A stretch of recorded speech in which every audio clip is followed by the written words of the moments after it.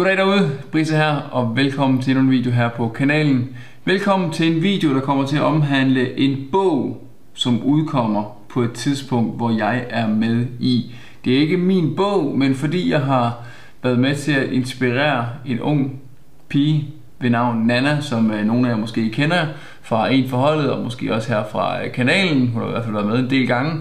Jeg har været med til at inspirere hende til at komme ud og lege med bolden, og hun er simpelthen blevet så stort et navn herhjemme, i og med at hun har medvirket i en masse ting, at hun har fået lov til at udgive sin egen bog. Og der kommer faktisk 2, har jeg hørt. Og hun skal til et eller andet møde i dag, så vidt jeg husker. Så nu håber jeg har husket rigtigt. Så nu vil jeg faktisk ringe hende op og høre, hvad det er, hun rent faktisk skal i dag, og hvad det er, der rent faktisk kommer til at ske med de her bøger, og om jeg faktisk selv er med i bogen. Jeg er en lille smule i tvivl, om hun har taget det med. Hun har selvfølgelig bare spurgt, men hun har ikke sagt, om hun har taget det med eller ej. Så det finder vi forhåbentlig ud af nu. Så nu giver vi altså lige et kald til Nana Lind.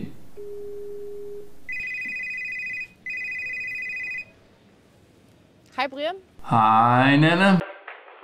Hvad går du og laver? Jamen, jeg skal faktisk ind til et salgsmøde lige om lidt. Nå, jamen det lyder spændende. Hvad laver du derinde? Det er fordi, at jeg til sommer, jeg ved ikke om du kan huske, jeg har sagt det til dig, men jeg udgiver 2 bøger. Ja, og nu skal jeg jo lige høre, for er det noget med, at jeg er med i en af bøgerne?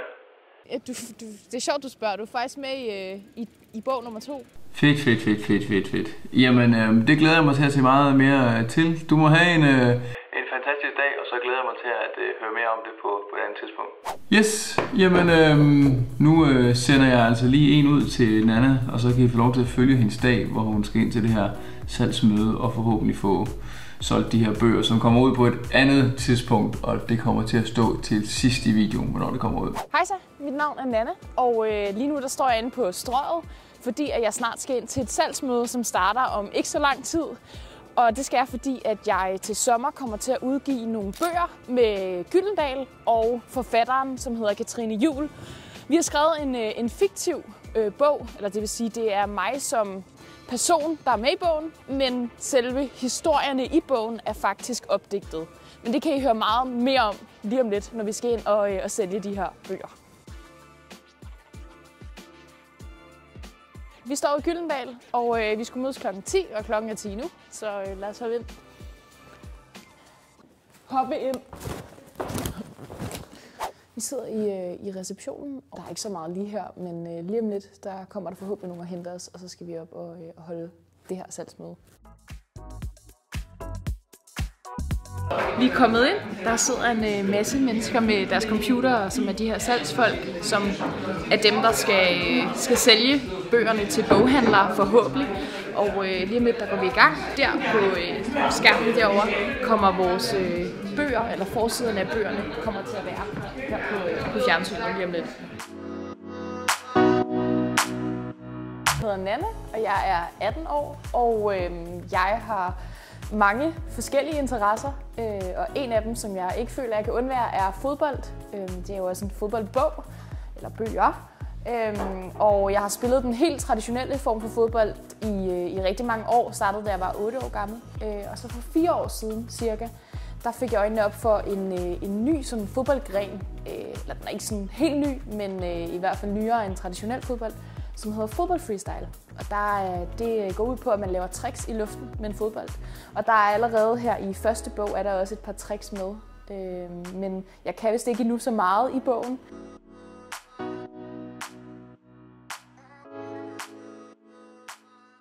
Den starter sådan her.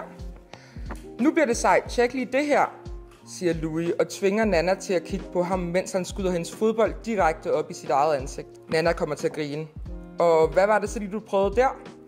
Jeg prøvede sgu da at lave det der trick, du nogle gange laver med at skyde bolden om på nakken. Jeg gjorde det da næsten. Hvordan har I så fået det sammen? Vi har haft nogle møder, hvor vi har talt om forskellige ting. Det der med lejrskole fyldte meget for dig, eller sådan, det var, du ved, du kan meget tydeligt huske dine lejrskoler i 5. klasse. Helt sikkert, ja. Så ret hurtigt, tror jeg, vi sporede os ind på, at der skulle være noget med en lejrskole. Og så tror jeg, så skrev jeg nogle synopser, hvor jeg ligesom skrev sådan ud hver kapitel, hvad der skulle ske i de forskellige kapitler, og sendte til Nana. Og så havde du nogle kommentarer til nogle forskellige ting, blandt andet sådan noget med, kan forældrene være mere teateragtige, fordi det er dine forældre. Det er virkeligheden, ja. Kan det være en lillebror i stedet for en storebror og sådan nogle ting. Det, der fik mig til at freestyle i starten, var fordi jeg så ham her, fodboldgutten på YouTube, og det var ham, der inspirerede mig til at lave de her freestyle-tricks. Så selvom at det, der måske lige bliver sagt i bogen, og selvom at der blev nævnt, at vi flytter i bogen også, og det er ikke sket rigtigt, men der er mange af de træk, som fra Nana, som læner sig meget op af, hvem jeg er, synes jeg i virkeligheden.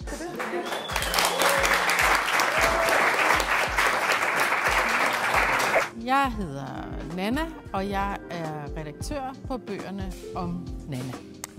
Og jeg hedder Andreas, og jeg er også redaktør på bøgerne om Nana. Jeg tror, vi fik ideen, efter vi havde lavet nogle andre bøger med Jasmine fra En for holdet af, for der havde vi set AK i sæson 2, tror jeg det var. Og så tænkte vi, at hun var for sej. Og så på en eller anden vild måde fik jeg fat i hendes telefonnummer og fik ringet hende op. Og så kom hun ind til møde herinde på Gyldendal. Og så kunne vi bare mærke med det samme, at det her kunne blive nogle mega fede bøger. I dag har vi haft besøg af Nana herinde på Gyldendal, og hun har fortalt om bøgerne om Nana. Og det klarede hun rigtig godt. Så er vi færdige. Det gik vildt godt. Og nu der vil jeg faktisk gerne lige vise jer et trick, som er med i bog 1. Så i stedet for at gøre det lige her, så prøver vi lige at finde en location, der passer lidt bedre til der, hvor man laver tricks. Vi er kommet et sted hen, hvor det er meget bedre at lave tricks. Og jeg vil lige vise et af de tricks, der faktisk er med i bog nummer 1. Det skal lige siges, at de bøger, vi har lavet, det skal foregå at være, hvor jeg er 11 år gammel. Og da jeg var 11, kunne jeg ikke så mange tricks med fodbolden, så derfor er der ikke så mange tricks med i bogen. Men et af dem, der er med, er et trick, hvor jeg har den på foden, eller i bogen står der faktisk, at jeg jonglerer et par gange frem og tilbage, og så skyder jeg den op på nakken. Så det er et meget simpelt trick, men også et fedt trick. Andet trick, jeg også lærte at lave som noget af det første, kan jeg huske, det var en jorden rundt. Og det er måske et godt sted at starte for rigtig mange, hvis man gerne vil lære at lave tricks. En jorden rundt kender de fleste måske, men den ser sådan her ud. Jonglerer, så går man egentlig rundt om bolden. Man kan også gå den anden vej.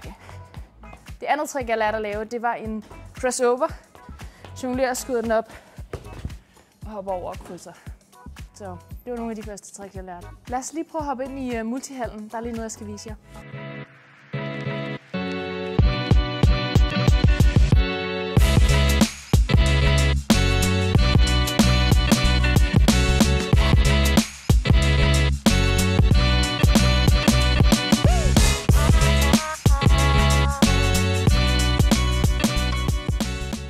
Så sidder vi her inde i multisalen, og jeg sidder på et techballbord. Og det gør jeg, fordi at det er noget, jeg er begyndt at spille rigtig meget. Jeg har spillet det de sidste 3 år, og det er kommet efter, at jeg begyndte at freestyle. Fordi det er lidt det samme, det her med, at man jonglerer, og man bruger en masse berøringer. Og jeg har sidenhen været til både VM og EM og DM, og sidste år til EM, der fik jeg min første bronzemedalje. Hvis bøgerne kommer til at gå godt, altså bog 1 og 2, og vi kan få solgt en masse af dem, så vil de højst sandsynligt lave en bog 3 og 4, hvor vi har planer om at måske at skrive techball ind i bogen. Og det håber jeg selvfølgelig på. Det var egentlig min dag. Det gik hurtigt. Startede med et salgsmøde, og nu har vi trænet lidt. Og senere i dag, der skal jeg til teori, fordi jeg skal lære at køre bil. Og jeg tænker ikke, I skal med, fordi det er altså ikke særlig interessant, men det er nødvendigt. Så hvis I kunne lide videoen, så giv den et like, abonner på kanalen, og hvis I kunne tænke jer at få fat i sådan en her techballbold, så kan man få fat i den inde på briseshoppen.dk. Og hvis I har lyst til at komme med på nogle af de her camps, som Brise og Vips de laver rundt i landet, så kan man tilmelde sig inde på briseakademiet.dk. Det var alt. Hej hej.